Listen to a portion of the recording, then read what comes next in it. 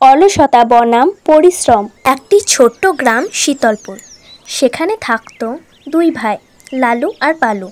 বড় ভাই লালু ছিল খুবই পরিশ্রমী, আর ছোট ভাই পালু সে ছিল ভীষণ অলস। লালু প্রত্যেক দিন ভোরে ঘুম থেকে উঠত।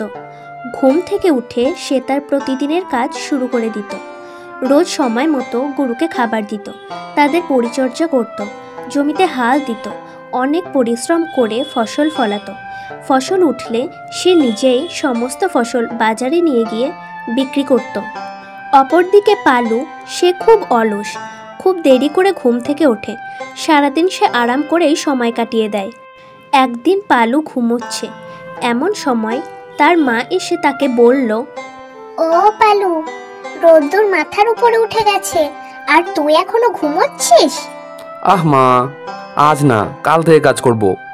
এরপর পালু ঘুম থেকে উঠে পান্তা খায় এবং তারপর আবার সে শুয়ে বসে অলসভাবে সময় কাটাতে থাকে। এভাবেই পালুর দিন কেটে যেত অলসতায়, ঘুম আর খাওয়ায়। এইভাবেই আস্তে আস্তে সময় কেটে যেতে লাগলো। 1 বছর কেটে যেতে ধান পেকে সোনার ফসল ফলল।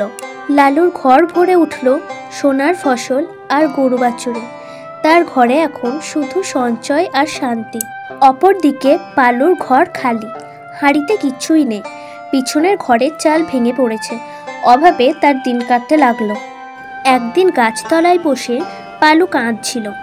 এমন সময় লালু তার পাশে এসে বসে এবং তাকে বলে, ভাই, চেষ্টা করলে তুইও পারবি, চল কাল থেকে একসাথে কাজ করব। লালুর এই কথা শুনে পালু চোখ মুছে বলল, হ্যাঁ দাদা, এবার আমি সত্যিই বদলাবো।